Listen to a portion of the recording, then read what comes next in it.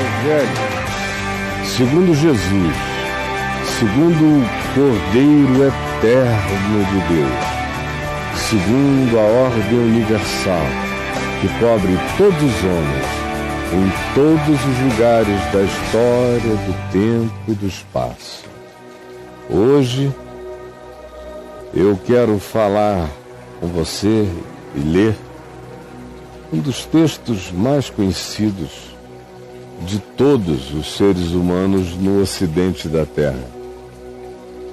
E um dos nos quais eu mais preguei no curso desses últimos 45 anos ensinando a palavra. E hoje eu quero relê-lo para você. Está em Lucas, no capítulo 15. Lucas capítulo 15 é a chamada parábola do filho pródigo, do verso 11 ao verso 32, que diz assim: certo homem tinha 2 filhos. Em que contexto que isso foi falado? O capítulo 15, no verso 1, situa essa fala de Jesus num dado momento histórico. Que momento era esse? Era quando publicanos, que eram cobradores de impostos acostumados à corrupção, a colocar majorarem os preços, a criarem cartéis na cobrança dos impostos, exploradores de quem podia e de quem não podia. Esses eram os publicanos, eram os funcionários públicos que agiam mal, como a gente sabe que existe entre nós em abundância. Então, esse pessoal que seria apanhado pela Lava Jato, e os pecadores, que aqui não implica em crime, implica numa vida imoral, de acordo com o padrão vigente. Então, prostitutas, homens promíscuos, beberrões, é disso que se está falando quando se fala de pecadores. Publicano é o oficial público, é o funcionário público corrupto, fazendo parte dos grandes esquemas de corrupção, explorando os concidadãos, os pobres. E o pecador é um indivíduo sem critério moral ou que viola os critérios morais apregoados pela maior parte da sociedade vigente. E então, os fariseus, que era uma seita religiosa das mais legalistas e cuidadora de criar mandamentos e mandamentos e mandamentos, elevando o grau de dificuldade para a pessoa supostamente servir a Deus, porque eles diziam que sem obediência a todos aqueles mandamentos que eles não cessavam de criar, a pessoa que ficasse aquém daqueles mandamentos não estava servindo a Deus. Então os fariseus, que eram esses inventores de dificuldades, de empecilhos entre os homens e Deus, murmuravam. E também os teólogos deles, os acadêmicos dos fariseus, os puritanos teológicos diziam: este aí, Jesus, será que vocês não veem quem ele é? Ele recebe pecadores, esse pessoal galhofento, piadista, brincalhão, que gosta de tomar umas e outras, e as prostitutas, e as garotas de programa, todos esses estão aí com eles.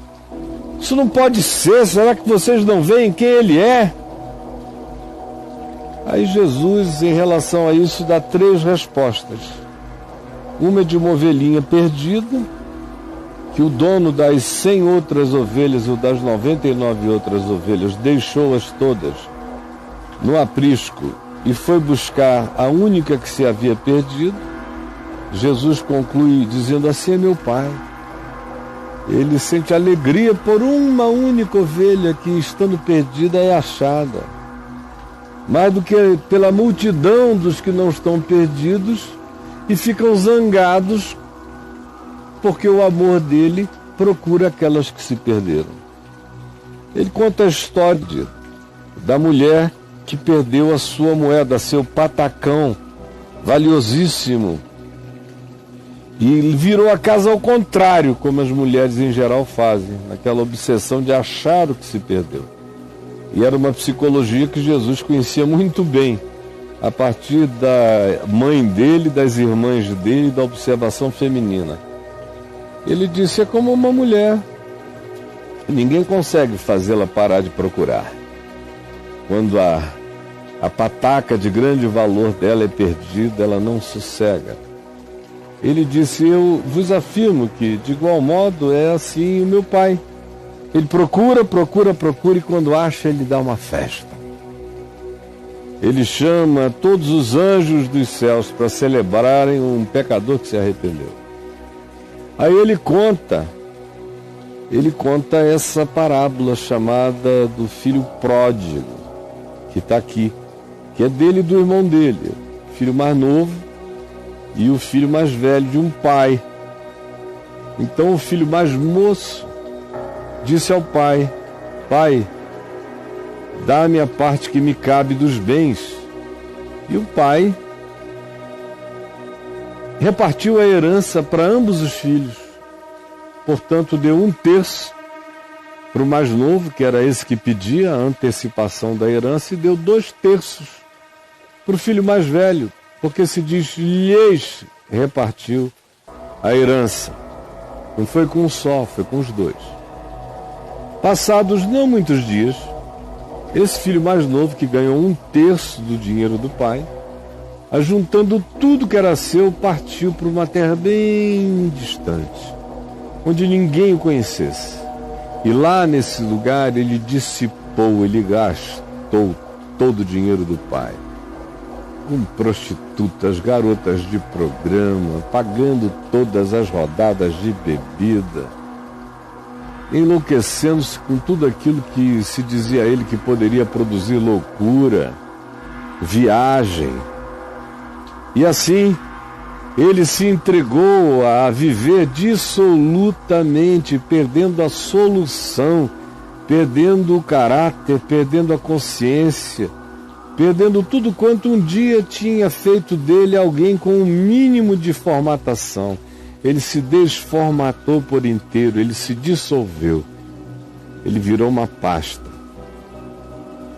E depois de ter consumido tudo, absorvido tudo, gastado tudo, provado tudo, e não ter dado em nada, sobreveio àquele lugar onde ele estava uma grande fome, uma crise econômico-financeira sem precedentes, e ele começou a passar necessidade, porque não tinha guardado nada, e mesmo que tivesse guardado, não haveria o que comprar.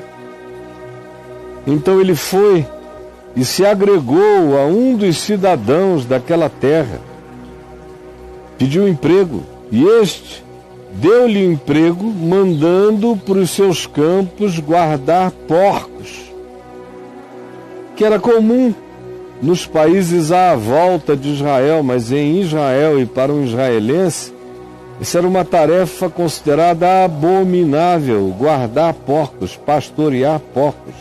Porcos eram vistos na religião judaica como entes imundos, abomináveis. Guardar porcos era pior do que comer lixo.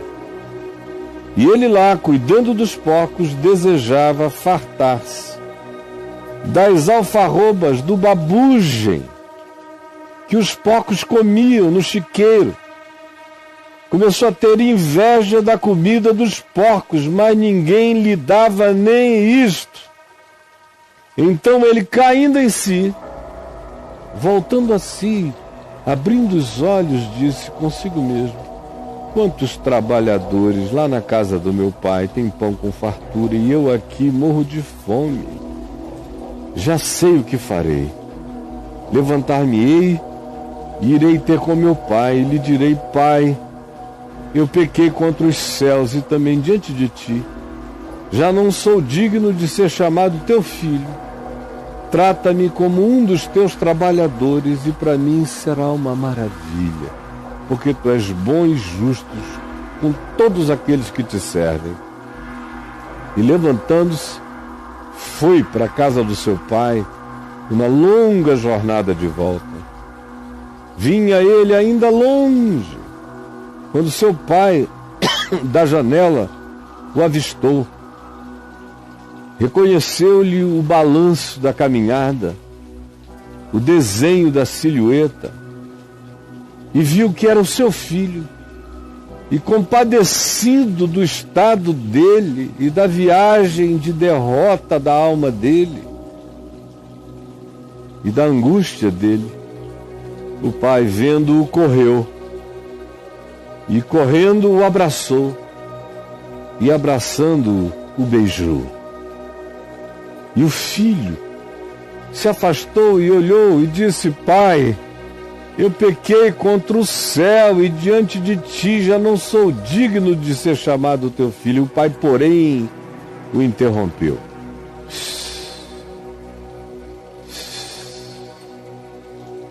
O pai, porém, disse aos seus servos, aos que tinham corrido com ele até aquele lugar distante, antes de entrar em casa onde ele encontrara esse filho desconjuntado. O pai disse: Trazei depressa a melhor roupa, lá do armário dele, as que ele não levou e eu guardei. Peguem a melhor de todas e vistam-no. Também peguem um anel dos meus anéis e coloquem um anel que recupera o vínculo da nossa filiação. E coloquem sandálias limpas nos pés dele, lavem-no e vistam-no. Trazei também para cá agora aquele novilho cevado que eu venho preparando para uma festa que eu não sabia qual seria. Hoje eu sei. Trazei e preparai o novilho. Comamos e regozijemo-nos, porque este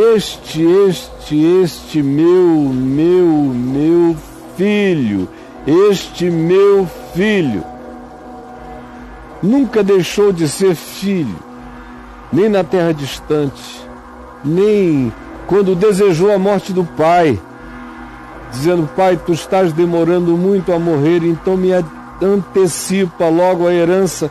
Não deixou de ser filho do pai. Este meu filho estava morto, mesmo morto, não deixou de ser filho do pai. Mesmo morto, não deixou de ser filho do pai. Este meu filho estava morto e reviveu, se torna muito mais filho do pai. Estava perdido e não deixou de ser filho do pai. Foi achado e se viu de novo, se percebeu, se discerniu filho do pai, de quem ele nunca deixara de ser filho. E assim, por causa dessa graça inquebrantável e desse amor extraordinário, todos eles começaram a se regozijar. Até que chegou o filho mais velho. Chegou, e quando ele vinha voltando, ao aproximar-se da casa do pai, ele ouviu música, banda, música de dança, de festa. Viu danças, muita gente de repente na casa dele, meninos e meninas bonitos dançando, e velhos, idosos e adultos, todos dançando. E ele chamou um dos ajudantes do pai e perguntou-lhe: que é isso aí?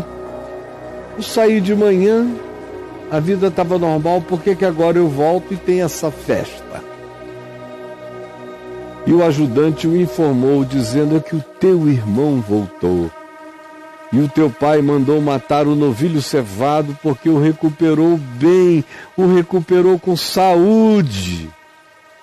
Então, o irmão mais velho, o que não for a lugar nenhum, o que nunca se afastara de nada, nunca foi desviado de nada, que julgava que ele tinha um lugar especial junto ao pai, porque frequentava a casa do pai, ou morava na casa do pai, ou toda manhã passava para receber ordens do pai. Ele, todavia, se indignou quando soube que o irmão voltou e que o pai o perdoou. Assim, do nada, o perdoou. Simplesmente o perdoou. Ele ficou com ódio, com raiva do pai, que perdoou por graça, por favor imerecido. Com raiva do irmão, porque ele quisera muito que esse irmão tivesse morrido. Esse irmão morto não dividiria mais nada com ele. Esse irmão vivo, com um pai tão generoso assim, poderia ainda abocanhar alguma coisa do que fosse dele. Além do que, ele não queria a presença daquele irmão, deixar a casa paterna para seguir após prostitutas e uma vida de dissolução, e perdeu tudo e agora volta, como se não tivesse acontecido nada. Não, ele que era responsável, ele que trabalhava, ele que se esforçava, ele que abria mão de um monte de coisas que queria fazer para ficar na casa do pai, não podia consentir que aquela bondade tão inconsequente do amor do pai tratasse um filho tão estranho e diferente, com um amor completamente perdoador. Cheio de ódio e indignação, ele dizia: eu não entro aí, eu não entro aí. Não entro. Essa casa não é minha. Se esse cara está aí, se meu pai está com ele, é porque meu pai não é meu pai, porque ele não é meu irmão. A graça é um escândalo. Fariseu não entende a graça.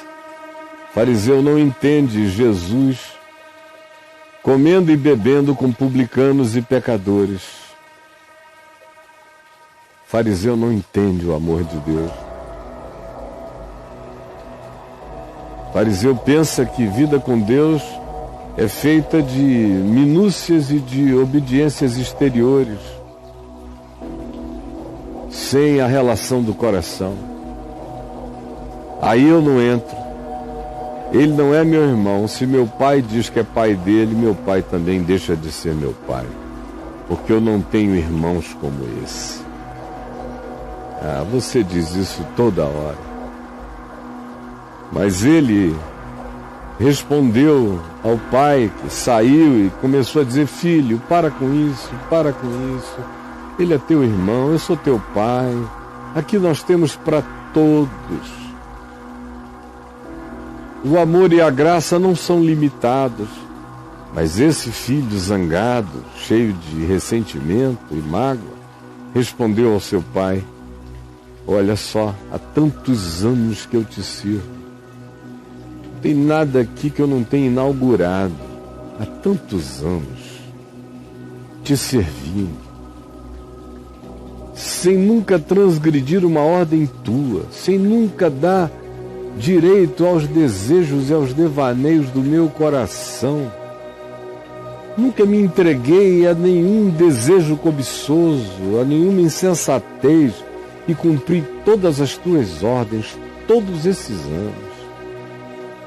E tu nunca me deste um cabrito sequer para eu me alegrar com os meus amigos. E agora vem esse teu filho e tu mandas matar o novilho cevado. Que desproporção, que loucura é esta? Quem fica não recebe nada, e quem volta depois de ter consumido tudo é recebido com essa graça de perdão.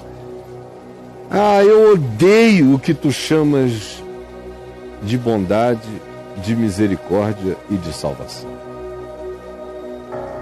Então o pai lhe respondeu: meu filho, como a tua visão é curta, como tu não usufruis nada, tu não me sabes, tu não me conheces, tu não tens nenhuma intimidade, nenhuma confiança em quem eu sou. Tu sempre estás comigo, tudo que é meu é teu. Teu. Tu só não tens comigo o que tu não queres ter, porque tudo que é meu é teu. Entretanto, era preciso que nos regozijássemos e que nos alegrássemos, porque esse teu irmão, porque esse teu irmão estava morto e reviveu. Estava perdido e foi achado. Afinal, meu filho, irmão bom não é irmão morto, e irmão corrompido só fica bom quando seja morto. Não. Aqui no Evangelho do meu amor, é necessário que nos regozijemos e que tenhamos essa esperança sempre de que o irmão mais desfigurado e blasfemo de todos caia em si e se arrependa e mude de consciência, e que, estando morto, reviva, e estando perdido, seja achado.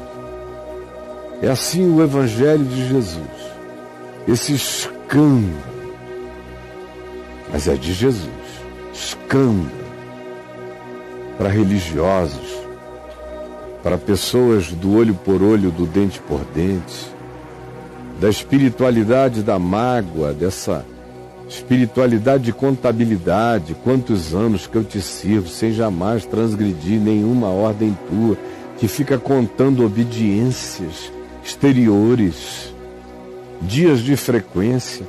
Esse povo que sucumbe à perversidade de transformar Deus num ídolo de horários e de calendários, a quem se oferecem serviços de funções e de cargos, e não de relação e de amor. Esses não suportam o Evangelho. Para esses o Evangelho é absolutamente incompreensível e intolerável, inaguentável, insuportável. Senhor Jesus, eu sei que muitos não suportam a palavra que sai da tua boca, porque tu, por ela, manifestas e revelas a nossa maldade, a nossa perversidade, a nossa mesquinharia, os nossos vínculos de contabilidade, no máximo só de contabilidade, só de exterioridades. Por favor, eu te imploro que a singeleza do Evangelho volte agora a milhares e milhões de corações a se enxergarem seu irmão, a abrirem mão do ódio, da amargura e a entrarem na festa, a fazerem parte da celebração da alegria por aqueles que estavam perdidos e foram achados. É o que eu te imploro todo dia, que tu nos ajudes a expandir a consciência de que todo publicano e todo pecador é meu irmão, e tu és o amigo de pecadores. Em nome de Jesus. Amém.